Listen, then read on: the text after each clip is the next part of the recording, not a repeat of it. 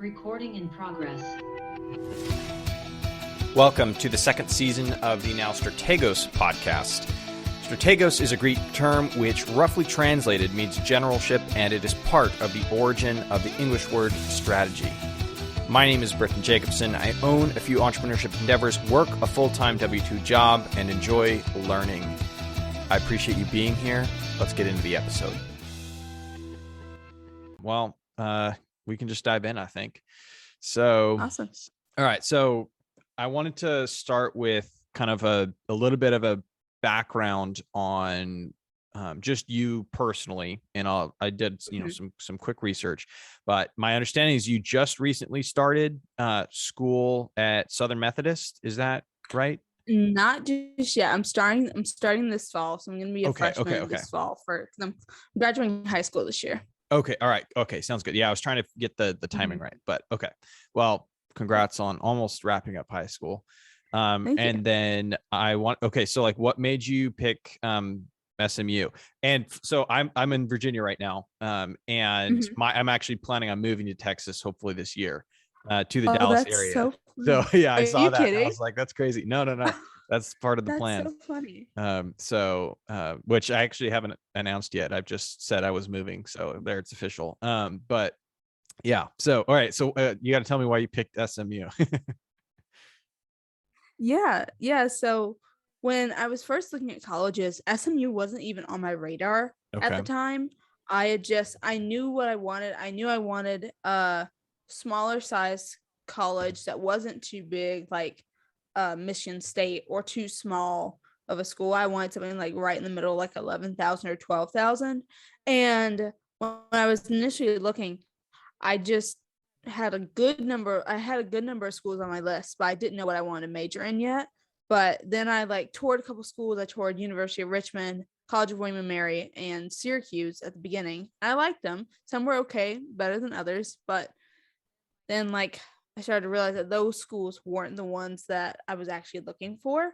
And so later on in the year, one of my admissions advisors decided to tell me about SMU. And then once I started looking into it more, I was like, okay, this school is amazing. And this school is perfect for me because it's right near Dallas. It's so close to everything. I also wanted that too. I wanted a campus that was close to a lot of places, close to downtown, stuff like that. And I knew what my major was going to be when I saw SMU, which is public relations and strategic communications. And I hope to get into the social media industry field, working at a social media marketing agency or something like that in the future. And then I looked at their program for my major. I was like, their program is amazing. It's the best program I had seen out of all the colleges I had looked into.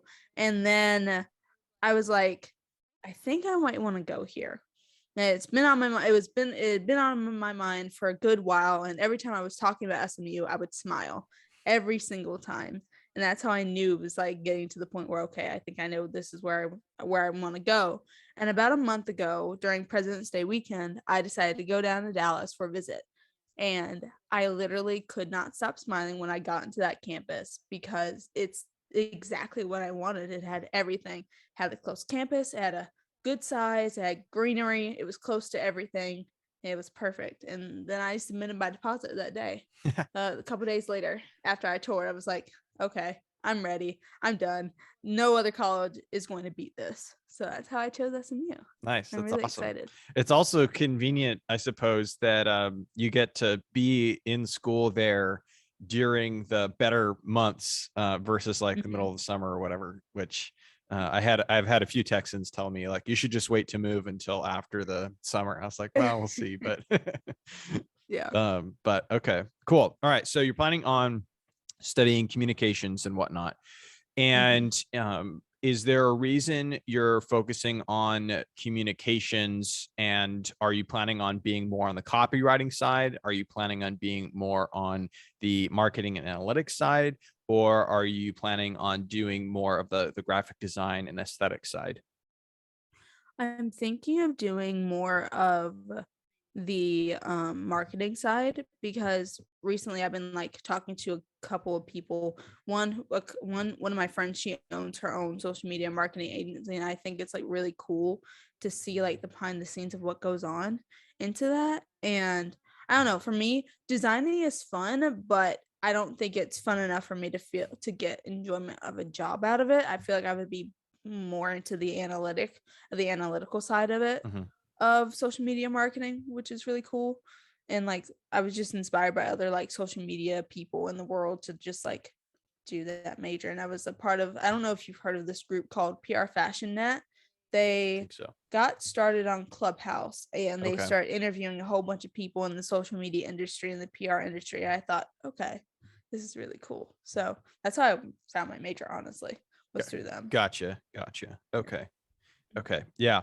And part of the reason I was asking is because when you were talking about your future and some of the things that you're interested in doing, um, Mm-hmm.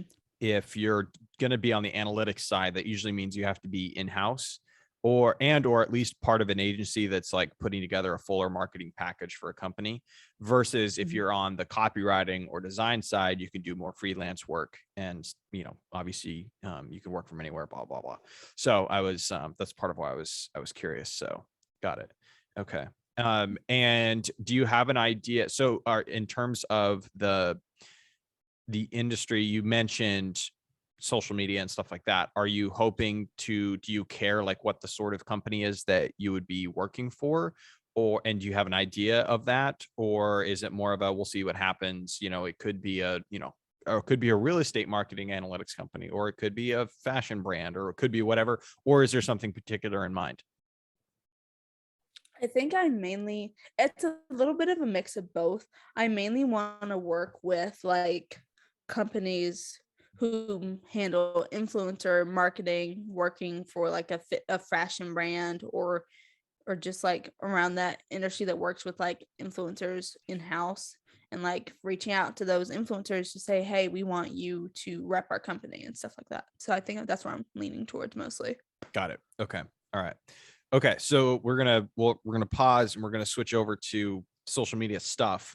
Okay. So Mhm. how did you find out about so the way we met was through Rella, which was Mhm. started by Natalie Barbu and a couple other co-founders that were working on a different project that she then met. They together then started working on technical co-founders, which they then started working on this idea that she had, which was it's basically a current form. It's like a social media content management and scheduling uh, software platform. And I think they've rolled out 3 substantive updates to date. And I'm not like a content creator per se, other than Mhm. like this podcast and like a little bit of stuff on Instagram, but like that's not like my thing. I just enjoy the conversation side, and then I'm really curious about the economy side of it. And so I joined the Slack group, and I've downloaded Rella and I've played around with it a little bit, but that's how we met, was through the Rella Slack group.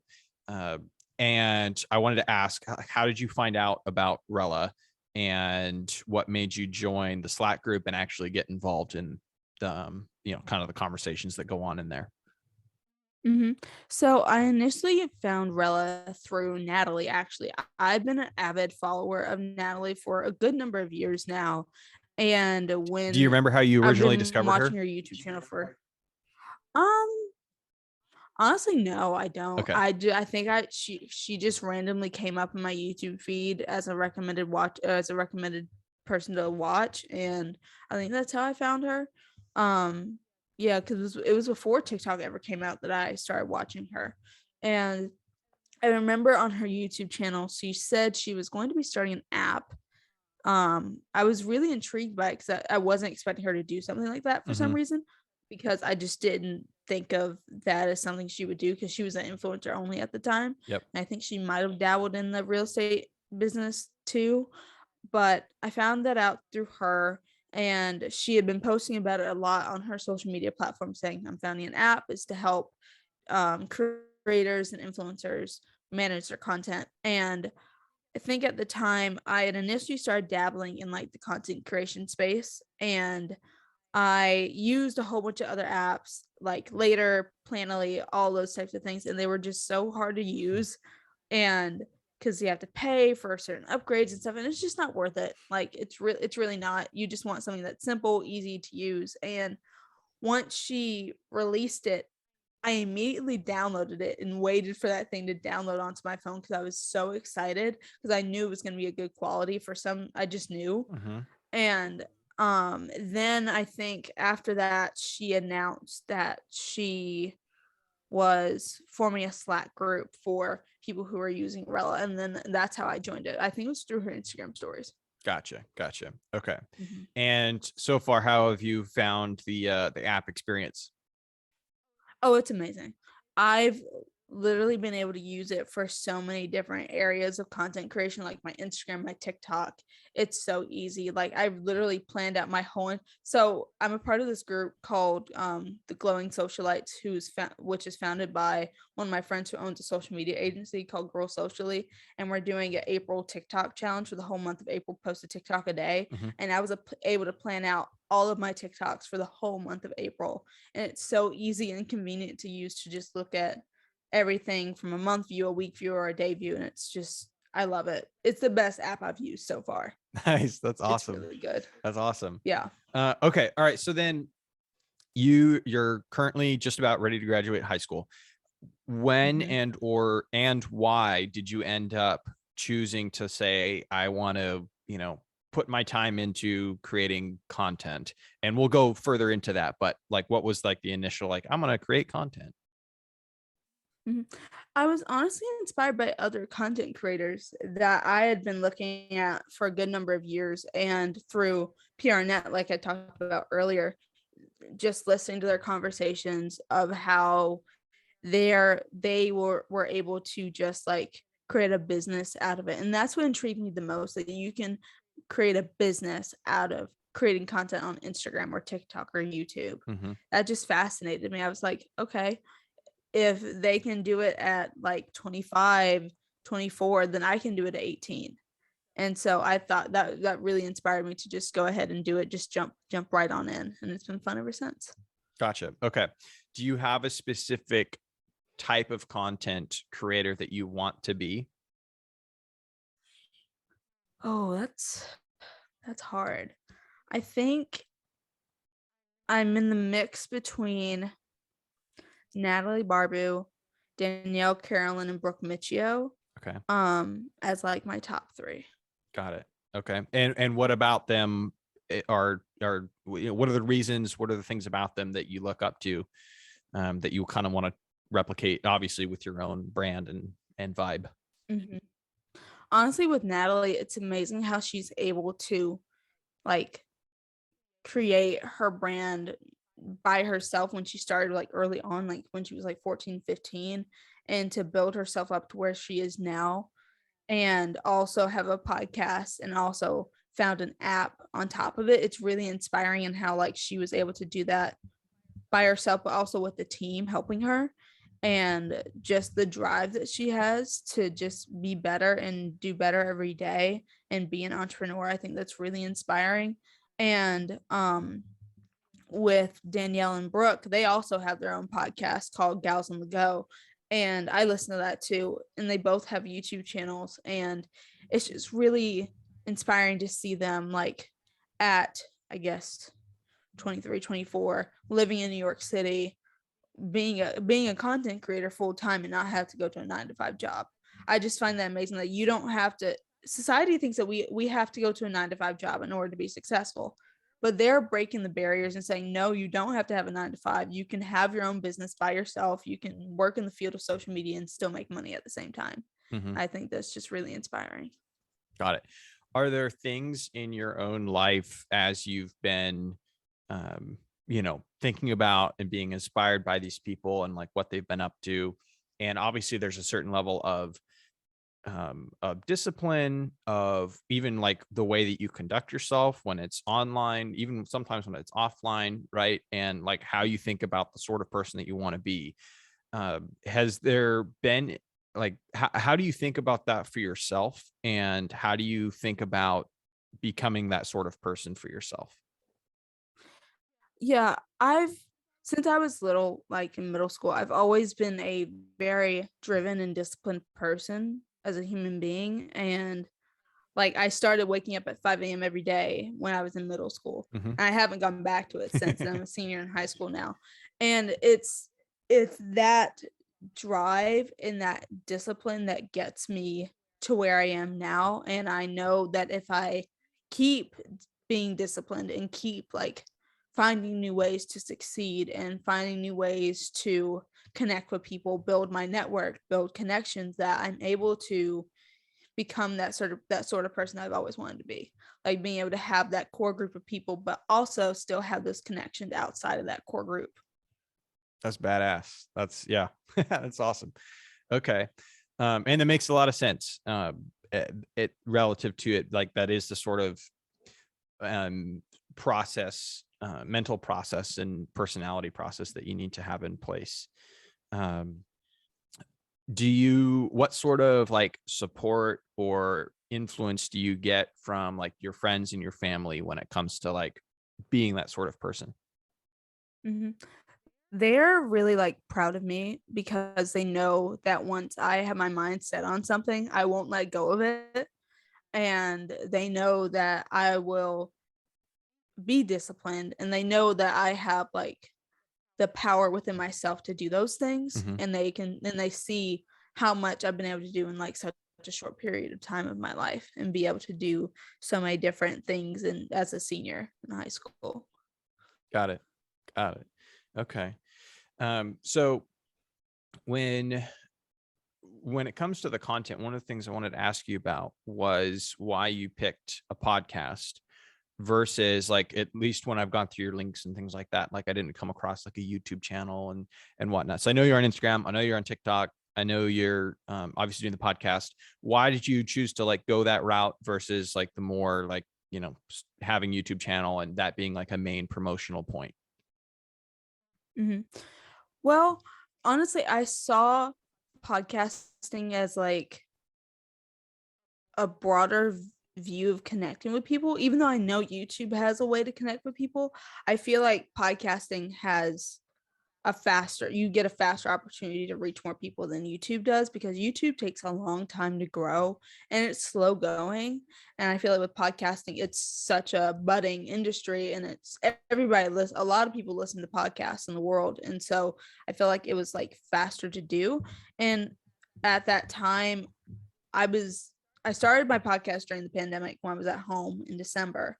And this was just like one of the easiest things I could do from my bedroom, and show like people like, I want to help you guys and I can do it from just a mic, you know? Mm-hmm. Mm-hmm. Yeah. That makes sense. Mm-hmm. What sorts of conversations have had the most, and even just relationships that you've developed and made have had the most impact on you? Oh, that's a hard one. Um, that's a good question. I guess it would have to be, oh my goodness, now I have to cycle through my brain how many people I've had on my podcast over the past like year. Um, Honestly, it would have to be Natalie. Okay. To be completely honest, it would be Natalie, because she was able to come up with an idea for Rella from scratch Mm-hmm. because of her frustrations that she was facing, Mm-hmm. and to be able to execute it so well and so efficiently and so quickly in like less than 2 years is fascinating to me. Yeah. And honestly, the way like she did it and how she was able to reach out to people that she knew would be able to help her. She knew the right people to reach out to in order to help her do this. And I think that's really inspiring to say, like, to show that, people have the answers to your solutions. You just need to go find them and reach out to them, Mm-hmm. because you know that they can help you with your situation, you know? Yeah. Yep. Yeah, so that's one of the most influential people that I've talked to that inspires me. Yeah. Nice. Nice. Mm. What are you hoping to do with your podcast? And I think a lot of people, right, a lot of people talk about, oh, you have to build a community around your podcast, blah blah blah. And I think that they can get a little bit carried away with that. just because like within a podcast community, you're often not interacting with your audience too much. And there's a few exceptions to that, but generally speaking, like there's more of a distance, even more so than like, a YouTube or a vlog channel or something. So when you're thinking about your, podcast and having your guests on and the conversations that you have, what are kind of like the top few things that you look to get out of them and that might be for your audience or it might be for you, but like what are the things that you look and want to see develop as you continue to obviously have conversations and meet people? Honestly, for me, the number one thing is just building my network of connections. I've always been a person to love to meet new people and connect with more people. And this just gives me a wide range of people out anywhere in the world that I can connect with that are doing the things that help them go after their dream lives. And that's the thing for me. I love to be inspired by other people and being able to talk to these people who inspire me through the way I found them first and to talk more about themselves gives me like inspiration to keep doing what I'm doing in order to go after the dream that I have. And two, it's if I'm helping just one person with my podcast, that's an amazing thing for me. Just that one person, making an impact on that one person is better than making an impact on just 20 people inside of my community at home. It's that broader reach that I love and that I hope to build more, is just like being able to help people go after their dreams by listening to these amazing entrepreneurs, these amazing business owners do that same thing that might emulate what they're trying to do in their future. And also I want to get signed by a podcast network or something Yep. some in the future, hopefully in the next like 5-10 years somehow. But that's one of my biggest goals. I would love to be signed to a podcast company because I hate editing so much. That's one of the most tedious things about podcasts that I cannot stand. I can't stand editing because it takes me forever. Like an hour-long episode takes me at least 2 days to edit, and I'm like, with school, I just don't have that much time. So that's one of my biggest goals with podcasts as well. Yeah, I took a pretty lazy approach at the beginning with my or like last year when I only had a few episodes or whatever, but for me it's like I didn't do too much heavy editing. I just kind of imported it in, spliced together the intro, outro, made sure the audio was generally acceptable, and then published it. But like for me, the way I work is like once I've kind of like figured out how I love figuring out how it works. I love getting the software. I love having the tools and buying the tools and syncing it all up. But then like once I figured it out, it's like boring. And so I don't enjoy it. And I hate putting the time into it. And so this year I have an editor who's been awesome, who I met through the Rella group. That's awesome. Yeah. And so, I pay her to like just basically take care of the episodes for me. It's like, all right, it's uploaded. And then she takes care of it and sends it to me. And then I like put it on the YouTube and wherever else from there. But yeah, I hear you on the editing. Speaking of networks, do you know, have you ever heard of HubSpot? That sounds familiar, but I haven't used it. Okay. Yeah. I believe they started out as like a basic CRM, blah, blah, blah. But now they've got tons of tools and all kinds of stuff. Yesterday they announced it's like their podcast network, for content creators, etc. So my understanding is their goal is to do cohorts of like 6 to 8 at a time and I don't think they've established this full schedule yet, but on a reoccurring basis, basically. And the idea is to build out a system that will help smaller podcasts grow and whatnot and get paid. So if you go to like hubspot.com / I think it's creators, plural, you can like check them out. And like that might be something interesting or give you some ideas on like what to look for and like what sort of groups are like worth being a part of, because it's definitely an interesting, growing a podcast is very difficult. And like the number one way that most podcasters do it is, consistency over time, because you never know when a podcast episode might hit some sort of algorithm or might hit some sort of wave and just kind of give you that extra boost.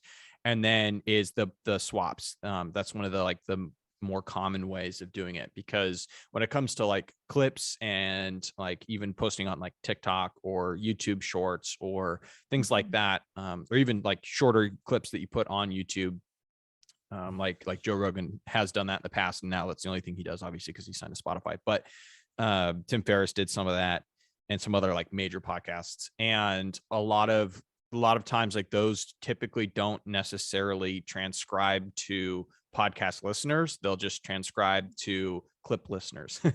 And so yeah, so it's just super interesting. It's very interesting and cool that you get the reach that you can as a result of the effort you put into it, but it's also a pain because growing it may or may It's not hard. have something, you may or may not be able to grow it, basically. Yeah, exactly. So yeah. Interesting. Okay. So like you started an Instagram for your podcast. And then I think you like changed the URL for it, at least a little bit ago. Like, I think it was like _pod, and now it's the Muse podcast or something like that. In terms of the URL. Why did you, I'm just curious, like why you switched the URL, and then do you have a specific content strategy around like what goes into that Instagram feed and account, and if you've seen any development and growth or connection as a result of having that account? Yeah, so I changed it because I initially wanted to do like Morning Muse podcast, but the only option for me at the time was Morning Muse _pod. And then I changed my name a little bit to say the Morning Muse podcast on Apple and Spotify and stuff. So that's when I changed my username to be the Morning Muse podcast on Instagram, and it made it like easier for people to see it on like Spotify and Apple, and like be consistent on both platforms. So I did that. And honestly, growing a podcast Instagram is hard. It's very difficult because it's funny. I've found more growth on my personal Instagram than my podcast Instagram. Why that is, I don't know. The algorithm for it is very different for podcasters than for regular Instagram. I don't understand why, but it's very strange. And I try to have a strategy of like doing a post for the episode that I have going out on Tuesday at like 9 a.m. because my episodes go out at 6 a.m. Eastern time, and have the topic of the episode go out saying that, hey, the new episode has been released. And then on like Thursdays or Fridays, I will either do a quote from the episode or just some Pinterest post that I found on Pinterest and post that with like a question for my caption. And I'll do that again on like a Saturday or Sunday. And then like it goes back through the cycle again on Tuesdays and Thursdays. It's been difficult because I keep posting, but no, I don't see much reach and growth from it.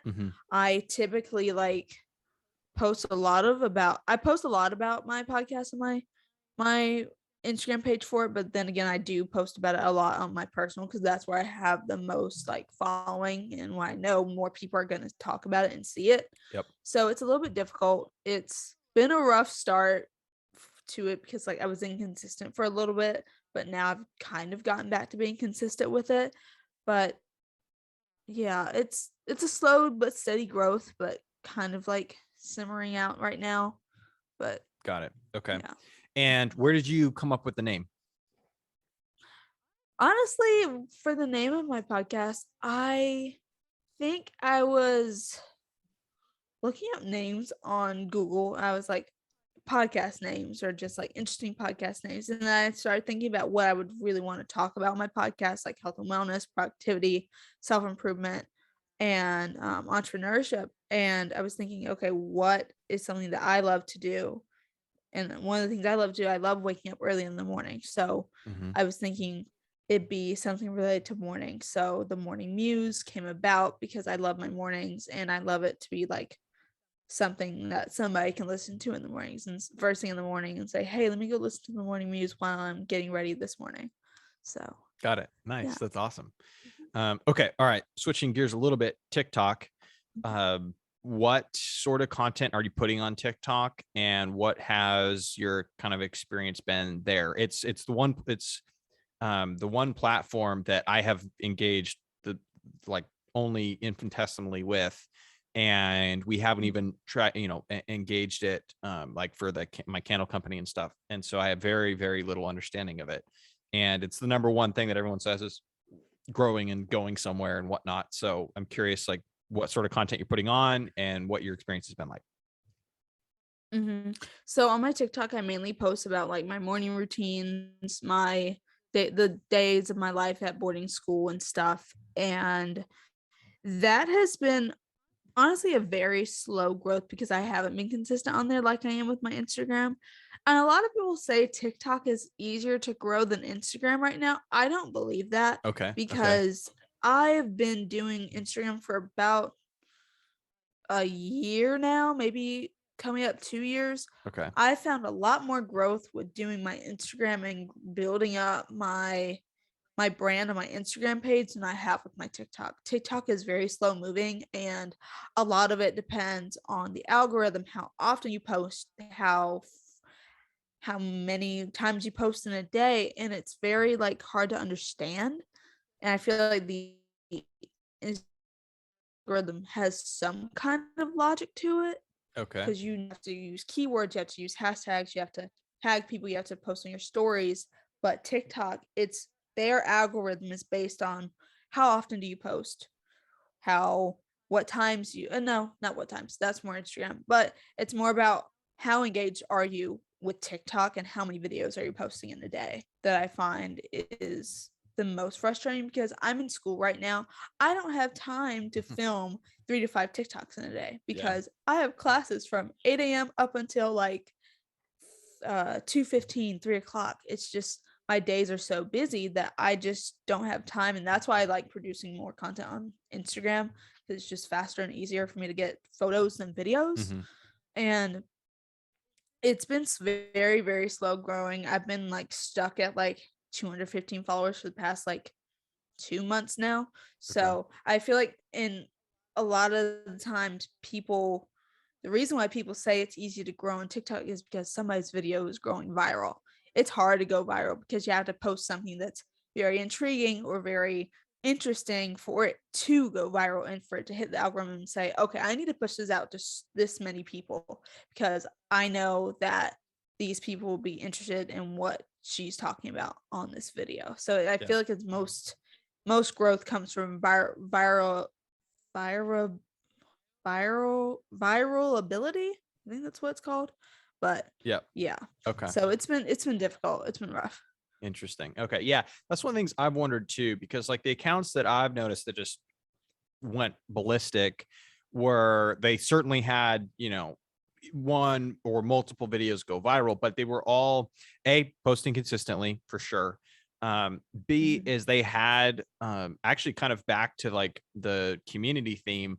They were topics and things that had a lot of people that would enjoy them. So like a lot of comedians blew up, especially over the pandemic. A Mhm. lot of like, the reason the whole TikTok dance thing, like blew up when it did is one, it was like unique and different at the time.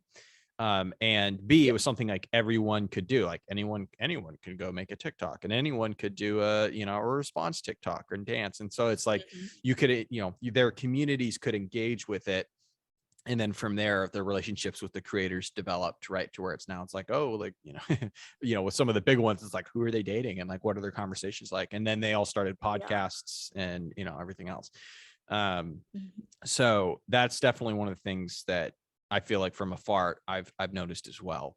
And it's interesting. It's like it's similar to YouTube in terms of you need to build a community around it, I think, but it's Mhm. it's it's harder because it has to be more is like shorter form. So you don't have a 10-minute, 8 to 15, 20-minute video to have a conversation with Right. someone. You've got to figure out how to hook them immediately and bring them in. And that takes a lot of work. Like you don't really get, it's not really a quantity over quality. It's a lot of quantity and at least some quality. So Yeah, exactly. And you mentioned the 10-minute videos, and TikTok released recently that they're going to be doing 10-minute videos on yeah, TikTok, I which saw that. I don't really understand, because so many people are used to the short form content on TikTok that people's attention span isn't going to last for a 10-minute video. Like my attention span can't even last for one of the 3-minute videos, and I just scroll on through it because I know I can't be engaged for that long. So I find it really interesting how like creators and on the TikTok space are going to navigate that and deal with that, and how the users are going to have with that experience having a 10-minute long TikTok video. So Yeah. Yeah. It'd be interesting to see typically. So what I've noticed is that whenever a new medium gets developed or pushed out, whatever that is, there's typically a different set of creators that gets big within that medium. So, you know, the creators on Vine got big back when Vine was a thing, but then they were able to bring some of that traffic over to like YouTube and whatnot, but they weren't as big. And then the creators on YouTube got really big and were a big deal on YouTube. And then with YouTube was, you know, I don't know if lucky is the right word, but they were able to position themselves in such a way where different groups could get big at different times, right? So like, you know, FinEd and, you know, financial education and things like that were able to get big during the pandemic. Vlogs were able to get big during the pandemic. Whereas, you know, I don't know, maybe more traditional prank videos or, you know, whatever, and travel vlogs like weren't able to be as big. So like, that's one of the, you know, that is one of the nice things about YouTube as a platform, is that different segments and people are able to get big at different times.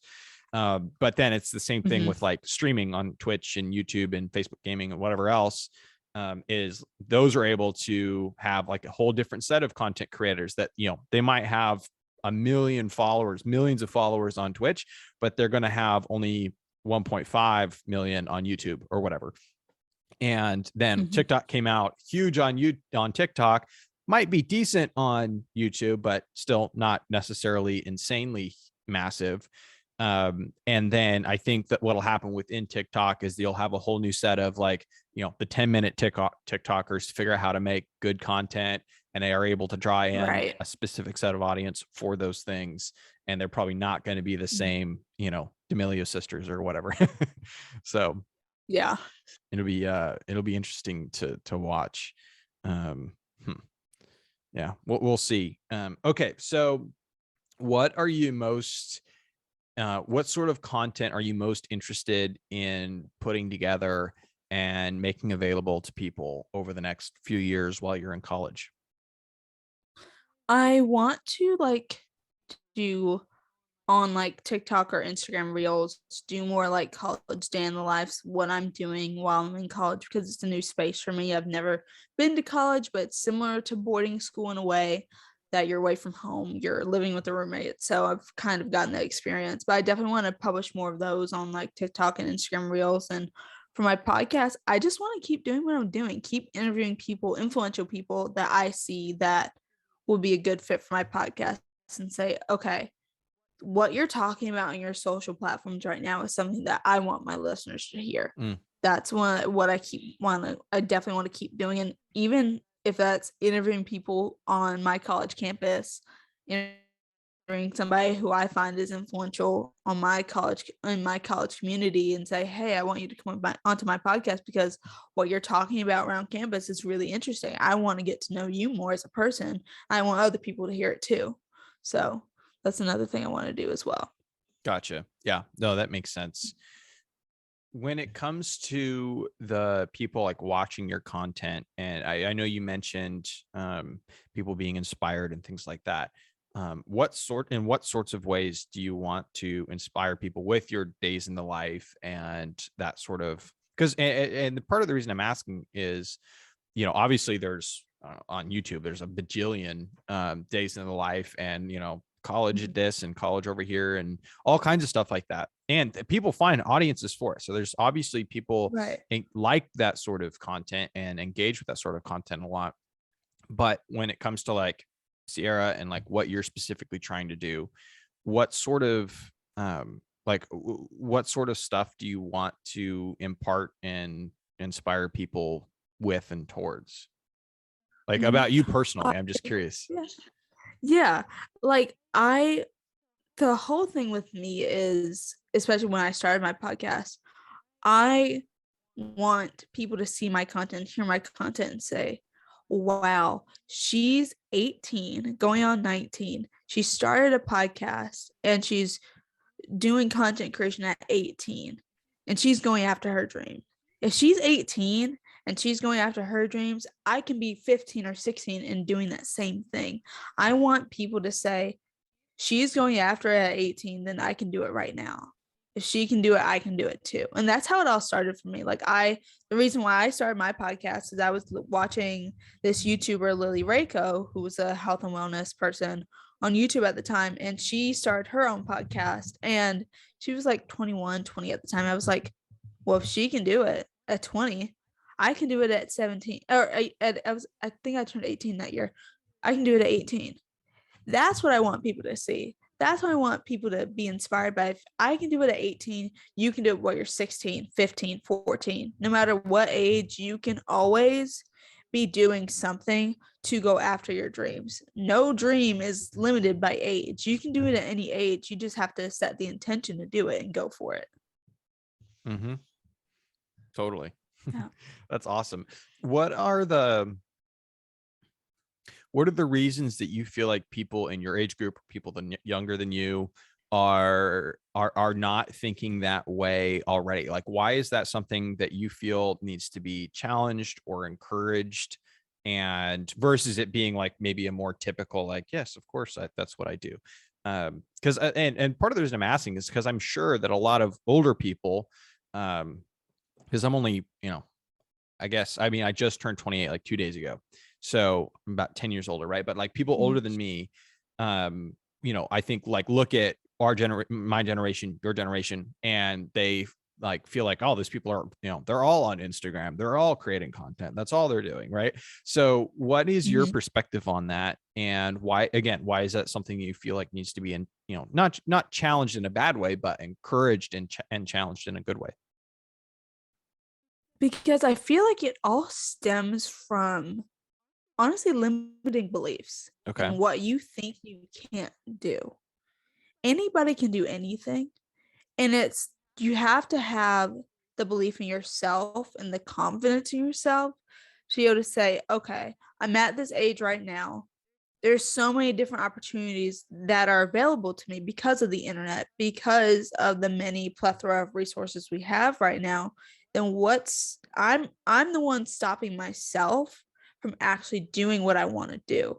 And it all comes to what you in your head are telling yourself and saying, oh, I can't do this because I'm at this age, I'm working full time, so I can't do this. You can do it at any stage of your life. It's just, are you willing to put in the time?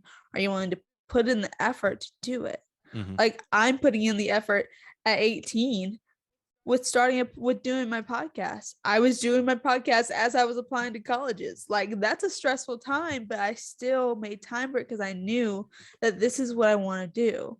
And this is why I'm doing it. I want to inspire people, saying that you can still do a podcast, you can still create content while you're busy. Mm-hmm. It's just, are you willing to put in the time for it? So I think it's all about, are you willing to take the time to do the things that you want to do in your life and not be stuck and stagnant and not be in a place where you're not happy. You have to find those things that will make you happy.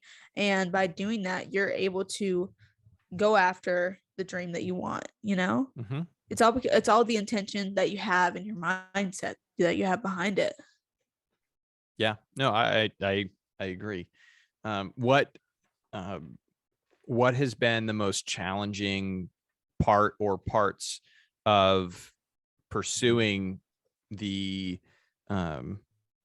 we'll say like the life that you've decided to pursue. Obviously, things change for everyone over time and you never know where you end up, but part of that journey is intentionally, taking a step in whatever direction it is you think you want to go. And so like, what have been the most challenging components of the result of the choices that you've, just said you wanted to make? Mhm. Some of them have been, one, are people actually listening? But I had to think to myself, well, if people are listening, then you're making a difference. You never know who's going to be listening to what at the time. You never know if people are talking about you behind your back, but you have to think, what if somebody's talking about you behind your back, but it's something good? It doesn't necessarily have to be bad. So for me, it was, one, people talking about me behind my back, whether that be good or bad, and two, knowing if I'm reaching people. Am I reaching the right audience? Am I reaching who I want to reach, or am I reaching people at all? So those have been some of my struggles, but I've gotten to the point where I'm like, well, if one person's listening, I'm still influencing that one person. It doesn't matter how many people I'm influencing. It's just the fact that I am helping to influence somebody wherever they are in their life, So those have been some of my struggles with it too. Yeah, totally. I definitely think that's always the hard part. And I think to a certain extent or another, it part of the answer always has to be that you believe this is something you should or want to be doing, almost regardless of the consequences or circumstances. Now, sometimes, that might last for 3 months and then you decide, I feel like I've gotten what I wanted to, so I'm going to pivot. Maybe it lasts 10 years and then you reach that point, or maybe you never reach that point.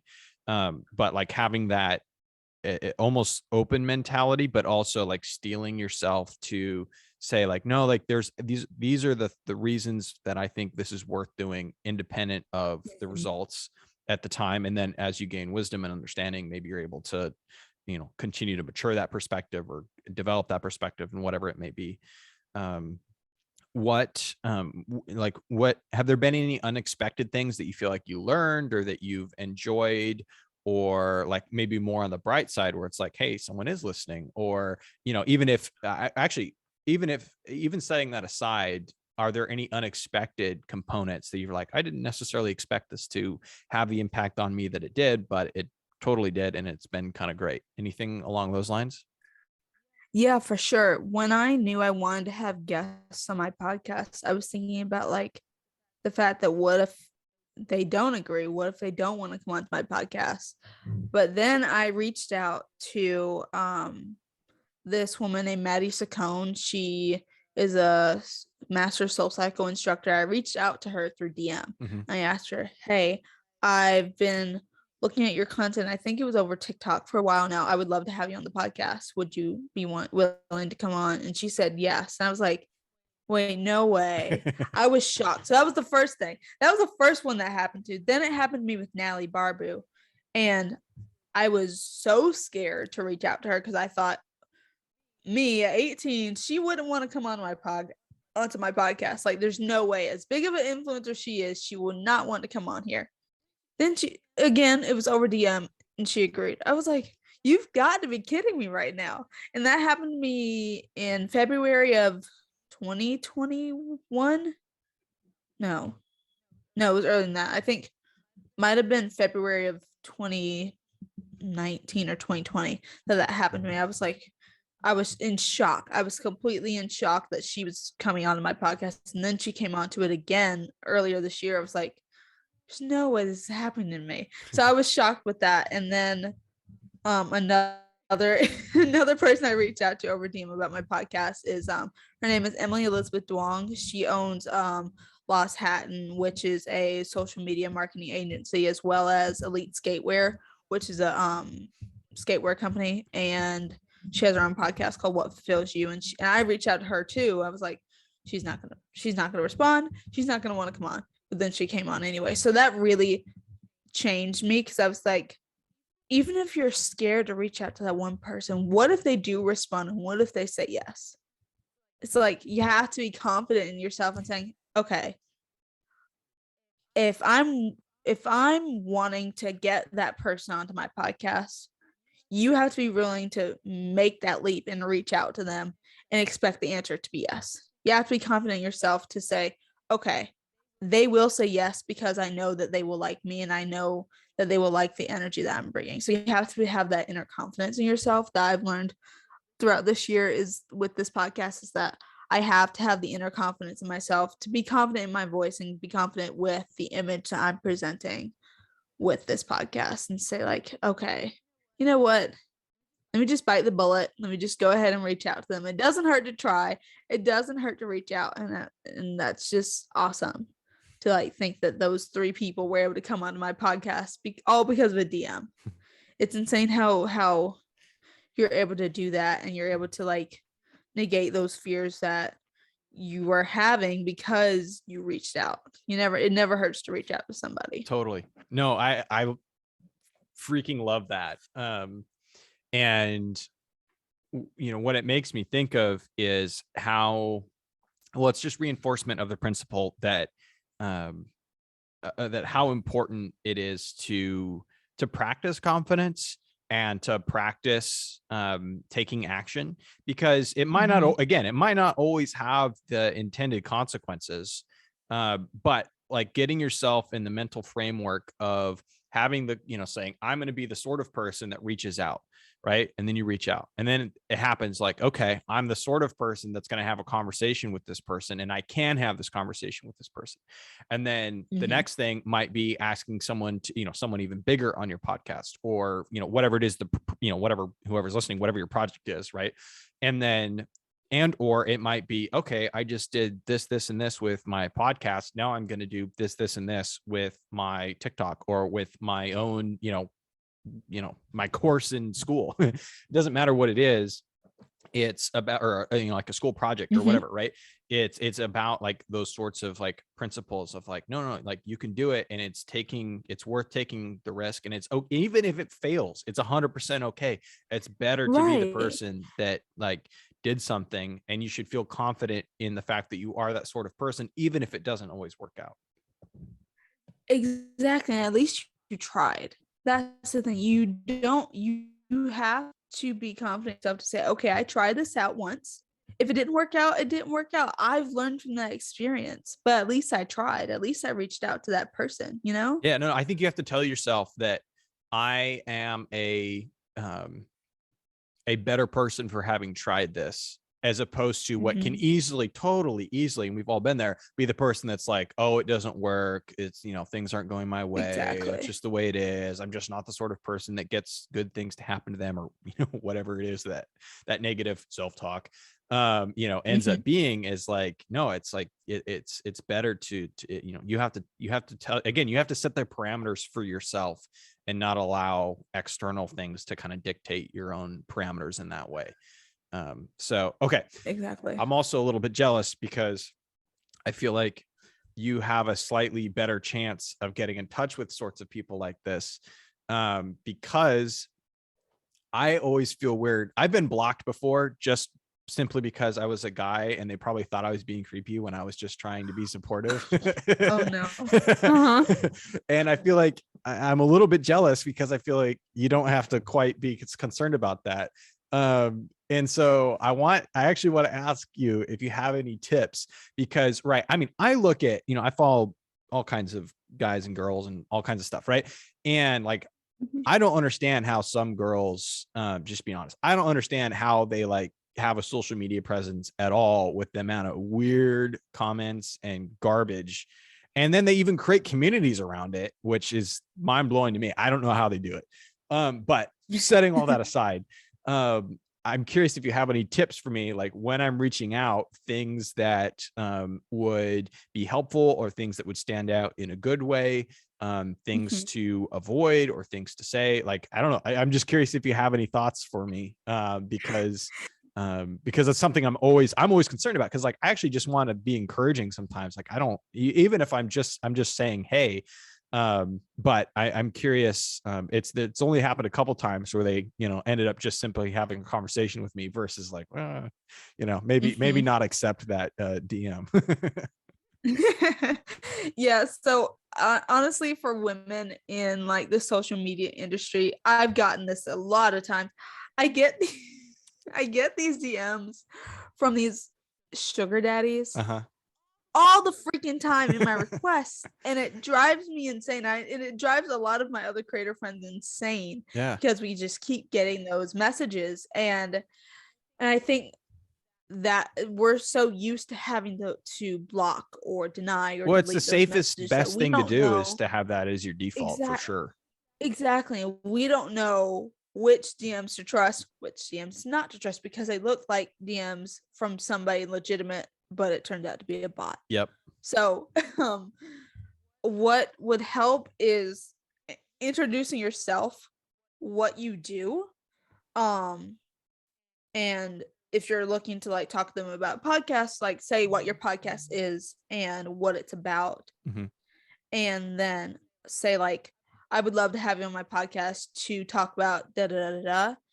So it like it's like a genuine ask instead of like something like something ungenuine or Sure. disingenuous, Okay. something like. So that would definitely help because so many people have gotten so many problems with guys DMing about stuff. It's so annoying. Mm-hmm. But I think that we're so cautious to like just on it's honestly a reflex now to just block any Yeah, I'm guy sure. who tries to DM us, honestly, because it's like it gets so annoying. But then there's somebody like you who's actually genuine and wants to have a conversation that we just automatically block because we just don't know or not. Yeah. So yeah, that definitely helps. But yeah, that's what I typically do when I reach out to people. Or I say, hey, my name is Sierra. I've been following you for a while and I think you're really inspirational, motivational. Thank you for like doing what you do Mm-hmm. and stuff, something like that. So along those two lines, those are good. Got it. Yeah. Okay. I appreciate that. Yeah. It's yeah, Uh-huh. it's a crazy world out there. So um Mhm. it's yeah, trying to navigate it is interesting for everybody. Yeah. So cool. All right. So final question I wanted to ask you is if like Mhm. who would be your current dream guest for your podcast? Oh, Anyone, that like is a no very, strings very attached, and not like a it would be, and this is like for you personally, the conversation you would want to have, not like a, well, it wouldn't make sense to bring them on, blah blah blah, like no, just for you Mhm. personally. For me personally, oh, that's a hard question. Hmm.